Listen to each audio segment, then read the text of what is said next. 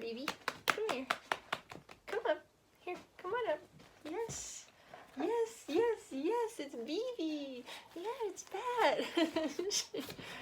Come on. Come here. Come on up. There you go. She's like, how do I get right in there? I know, this is not a chair that you can even get on top of, can you? You could if you wanted to, right?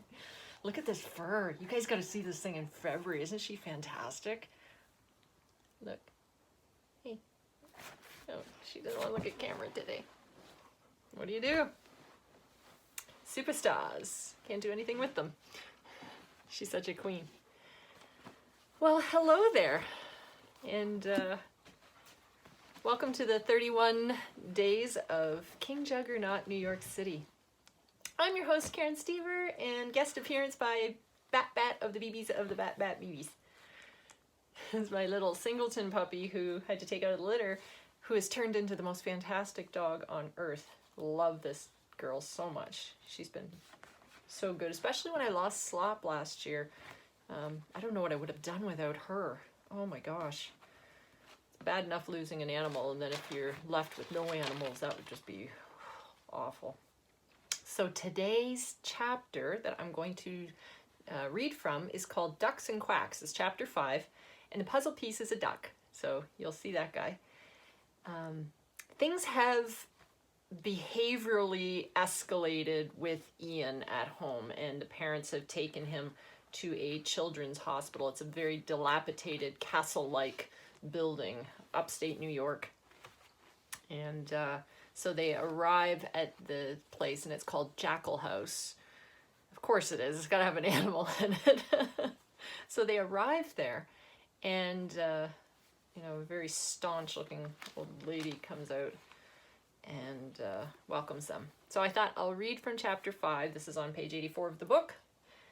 It's a 400-page novel, by the way, if you guys are tuning in. It's pretty large, so I'll just jump all over the place just for fun. Having some allergies, so you have to bear with me on the sniffling, okay? Welcome to Jackal House. I trust your drive was pleasant. Oh, it certainly was. Such a lovely day, too. Margot was lying, but keeping up her appearance was very crucial at this moment. She glanced over at Ian. Yes, so this is Ian. He comes out when he wants. Thomas reached out to shake hands. Thomas Jefferson, happy to meet you today. The woman laughed. Who named you that? Thomas' face turned red. It really is my name. This is Margot. The lady responded, Welcome, Mrs. Jefferson. I am Mrs. Millard. Please, make sure the emphasis is on the second half of the word, not the first. Now, if you'll grant me a moment, let me go speak with our Ian. Margot seemed nervous that she would experience a bad introduction to him and tried to warn her. He really does come out when he's ready, I promise. Mrs. Millard looked condescendingly at her and responded, He is here for good reason, no? He isn't the first to think that he can write the rules, you know. She marched over to the car, opened Ian's door, and leaned in to speak to him out of the parents' earshot. Thomas and Margot waited patiently for a few moments and then saw Ian calmly get out. What did you say to him? Thomas seemed elated. Interesting. You don't know what appeals to your boy at this point? That's a shame. She snickered and then she walked the path behind Ian. Margot and Thomas just looked at each other and trailed quickly behind. Like baby ducks, quipped Mrs. Millard. How do I attract them? She leaned in behind Ian and whispered, I understand you have a deep interest in animals. Commander Gander may have more of an attitude than you. He has a whole army that he directs. This made Ian walk a bit faster towards the building. Miss Millard, I should go Ms. Millard, looked back at Thomas and Margot and giggled. Now that is pep in his step. More flies with honey and all that. Ms. Mallard, Margot mumbled to Thomas. Someone is playing with us? A duck for a name? Ms. Millard stopped and quickly turned towards them. The emphasis is on the second half of the name. However, I am notably good with the fowl, she responded in disgust. They looked slightly embarrassed that she heard what they said.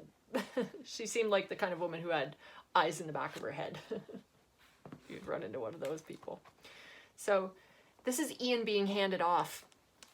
My crappy reading there. Just sniffling so bad. So Ian is being handed off to them. It's his first time away from his family, and it's the beginning of a very rocky adventure. So perhaps you've seen the Blackguard video. You will have some ideas about what will happen here then. This is going to be a really rough time for Ian. So that's my chapter, Ducks and Quacks. It is all his introduction to this children's hospital, this asylum. He'll meet some other kids there and start the adventure. I hope that you will grab this book. I do pre-orders right now from my site, and I will be doing those right up to the official release on Halloween. And if you haven't tuned into some of the other videos, I'm releasing this on Halloween. I'm doing a Facebook Live that I hope you'll join me for, when we can celebrate this beast that's been brewing for over a decade, going out into the world. And I will be immediately beginning the second book and the next CD and lots of other fun things like that. Some people are gifting these to others. I noticed that's really cool. I noticed that some people are giving them to parents of kids who are on the spectrum. And that's great, because I think, you know, you feel frustrated, especially if you have a nonverbal child, if you have a behaviorally erratic child, if you have, if you're dealing with just them not being able to communicate with you properly and you're just having the daily frustrations, or you're just tired. Like, a lot of parents are really just exhausted and tired. And sometimes you're more tired by the people around who just don't understand than you are your own child, because, you know, people just don't get it. So, I've noticed some people buying books for people like that. I've noticed some people buying books for their own library. Thank you. I've noticed where some people will buy a book and then they'll buy a second copy or a third copy for their local library. That's really amazing too. Because otherwise, how else would I, as an independent artist, independent author, get this into all the libraries? That's amazing. So thank you. This is releasing Halloween. Can't wait. So excited to share it with you. It's just a beast, and it is one of 7 that I'm writing. They're taking place in different countries. This is in New York in America. The next will be in Germany, and in Italy, and in Egypt, and in Japan, and in the Amazon basin. I'm doing one in the Amazon, and then of course ending in India. So I hope that you follow my big journey here. It's going to be rocky waters, because boy, figuring out that much stuff is just insane. There are hundreds and hundreds of animals in this particular book alone, and there's going to be hundreds more in books that happen. I feel sorry for the person that has to animate all these characters in the movie that I know will happen. You have to wish it, right? Anyway, enough for one day. I will chat with you guys again tomorrow and talk to you about the next book chapter, okay? Thank you so much for tuning in, and thank you to Miss Bat of the BBs of the Bats. You gonna come say goodbye? Bat BB, come here. Come here. Yeah, come say goodbye. Come up, come up. How about we say goodbye today? Hey? No, now if I pointed the camera, she thinks I'm pointing away. Bye from me, bye from Bat. Rock on.